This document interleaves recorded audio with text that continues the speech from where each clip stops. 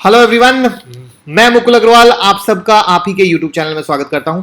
अब जो एक सबसे बड़ी चीज़ है, बड़ी खबर कि बैंक में जब भी कर्ज फंस जाते हैं तो टेंशन वाली बात हो जाती है, एनपीए बढ़ने की बात हो जाती है। लेकिन अब चिंता करने की बात नहीं है क्योंकि अब आने जा रहा है bad bank. Yes, bad bank. एक बड़ी अच्छी कहावत, when you are bad I am your dad, सुना है ना? बिल्कुल कुछ उसी तरीके से। तो चैनल को सब्सक्राइब कर लें, बेल आइकॉन को प्रेस कर लें। इस तरह की अच्छी खबर, एजुकेशनल खबर मिलती रहेगी सबसे पहले। तो कोरोना वायरस के बीच में जो कर्ज फंस रहे हैं बैंकों के, उन सब से बचाने के लिए बैड बैंक बनाने की तैयारी है। और देश का जो सबसे बड़ा बैंक है एसबीआई, उनके चेयरमैन रजनीश कुमार जी ने कहा है कि यह इंडियन बैंक एसोसिएशन और उसके बहुत सारे सदस्यों के स्तर पर एक शुरुआती स्तर पर बातचीत चल रही है।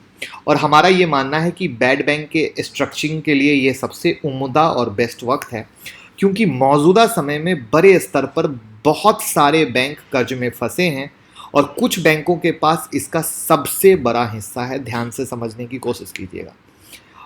सबसे बड़ी चीज क्या है कि ये जो स्टेटमेंट है ये उस समय आया है जब कोरोना के कारण देश में जो फंसे कर्ज हैं यानी एनपीए हैं, उनकी बढ़ने की संभावना तो है ही। Q4 बहुत सारे बैंक के आपके सामने आ रहे हैं जिसमें एनपीए जबरदस्त जंप नहीं, सुपर जंप ले रहे हैं। जो कंगारू जंप करता है ना, बिल्कुल उस तरह का। एंड आई होप आप लोगों ने देखा होगा। तो इस जो बात मैं आप लोगों को सिखाने समझाने की कोशिश करता हूँ, क्योंकि हम सिर्फ न्यूज़ नहीं देते। जो भी हमारे साथ इस एजुकेशन सीरीज़ में होंगे, जब हम रात में निफ्टी की वीडियो बनाते हैं जो एजुकेशन सीरीज़ में, उसमें ये सारी चीज़ें हम सिखाने की कोशिश करते हैं। इसमें मैंने कहा था ये जो लॉकडाउन का फ्रेम है ये एनपीए का बहुत बड़ा मायाजाल लेके आएगा और जिससे उबरना और निकलना बहुत मुश्किल होगा। और एग्जैक्टली ये स्टेटमेंट उस बात पे ठप्पा लगाता है। जो समझ रहे होंगे उस बात को समझ रहे होंगे। तो अब चीज़ ऐसी है कि आरबीआई ने इसे ध्यान में रखते हुए कई तरह के कदम उठाने का बात किया है। इवन मौजूदा लोन पर 90 डेज का मोरेटोरियम सुविधा भी देने की बात हुई थी। अनदर की भी बात आई थी, बट 90 डेज तो दिया, अनदर की बात चल रही है। अब एक जो सबसे बड़ी चीज़ क्या है कि बैड बैंक स्ट्रक्चरिंग को लेकर लंबे समय से मांग की जा रही है, क्योंकि एनपीए जब भी कोई बड़ी फाइनेंशियल क्राइसिस आती है तो एनपीए इशू दिखने लगते हैं। तो बात तो इंडिया में क्या है सर, जब तक गला कटने की नौबत नहीं आती ना, गवर्नमेंट कुछ नहीं करती। तो एग्जैक्टली बात लंबे समय से चल रही थी।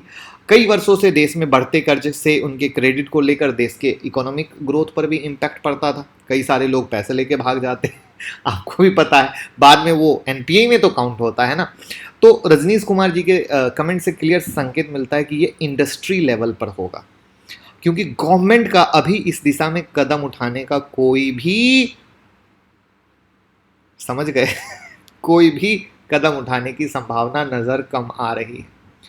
और अब देखना ये होगा कि ये जो बैंकिंग के इंडस्ट्री स्तर पर जब होगा तो ये किस तरीके से होगा, क्योंकि रजनीश कुमार जी का कहना है कि भैया ये अभी स्टार्टिंग स्टेज में, और जब एक बार सभी बैंक को लेकर इसमें सहमति बनेगी तब आगे के लिए हम कदम उठाएंगे। लेकिन देखना ये होगा कि इसके लिए कोई ना कोई तो एक एक्सटर्नल रेगुलेटरी की काम पड़ेगी या सरकार के सपोर्ट की काम पड़ेगी। जैसे स्टॉक मार्केट को देखता कौन है, सेबी देखती है ना। तो एग्जैक्टली कोई ना कोई तो रेगुलेटर बैठाना पड़ेगा इसके ऊपर, क्योंकि ये अपने आप में छोटा मामला तो होने वाला नहीं है, ये काफ़ी बड़ा मामला होने वाला है। तो उसकी भी ज़रूरत पड़ेगी। तो या तो फिर सरकार के सपोर्ट से हो या किसी न किसी की चीज़ हो, तो पहले सारी सहमति बन जाए, फिर आगे देखते हैं। जिसमें इवन बैंक इसके लिए केंद्र सरकार से, सेंट्रल गवर्नमेंट से 10,000 से 15,000 करोड़ रुपए के मांग की भी उम्मीद कर रही है, अनुरोध कर रही है। भैया करिए, तब हम इसको सही शेप में लेके आ पाएँ। कैसी लग रही है इन्फॉर्मेशन? लाइक का बटन जरूर दबाइएगा। अब आपके दिमाग में होगा ये बैड बैंक क्या होता है। देखिए, बैड बैंक एक तरह का इंस्टीट्यूट या सेटअप है जो अन्य बैंक या फाइनेंशियल इंस्टीट्यूशन से उनके फंसे कर्ज को खरीदता है। करेक्ट? मान लीजिए आप एक बैंक है, आपने किसी को कर्ज दिया, वो कर्ज फंस गया उससे, और मैं हूँ बैड बैंक, मैंने आपसे खरीद लिया। तो जिस भी बैंक या फाइनेंशियल इंस्टीट्यूट के बाद एक स्तर से, एक लेवल से अधिक फंसा कर्ज है, तो मान लीजिए कि 1,000 रुपये का एक लिमिट है, उससे अधिक फंसा कर्ज है, तो बैड बैंक को वो मार्केट प्राइस पर बेच देगा, यानी मुझे वो मार्केट प्राइस पे बेच देगा। कैसा लगा समझाने का तरीका? मैंगो पीपल की भाषा में अच्छा है ना? तो इससे क्या होगा, बैंक और फाइनेंशियल इंस्टीट्यूट को अपने बैलेंस शीट को क्लियर करने में मदद मिलेगी, और इससे बैंक डिपॉजिटर के लिए भी खतरा कम होगा।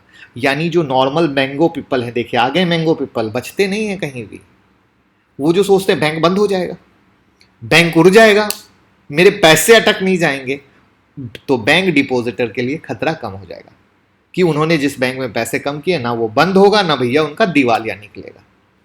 खबर बहुत अच्छी है, सरकार को इस पे कदम उठाने चाहिए। नेगेटिव पॉजिटिव हर जगह होता है, लेकिन कहीं ना कहीं मुझे पर्सनली लगता है कि इस चीज़ पे, जिसको कहते हैं रैपिड एक्शन फोर्स के साथ इसमें लगना चाहिए और इस पे क्विकली इसको करवाना चाहिए। आपको क्या लगता है, कमेंट बॉक्स में बताइएगा। एक एक आदमी, हर आदमी बैंक में पैसा डालता है, इस पे कितनी जल्दी एक्शन होना चाहिए, आपको क्या लगता है? और इतनी अच्छी इन्फॉर्मेशन देने के लिए लाइक और शेयर तो बनता है। बाकी ट्विटर टेलीग्राम से जुड़े रहिए, हर चीज हर खबर सबसे पहले।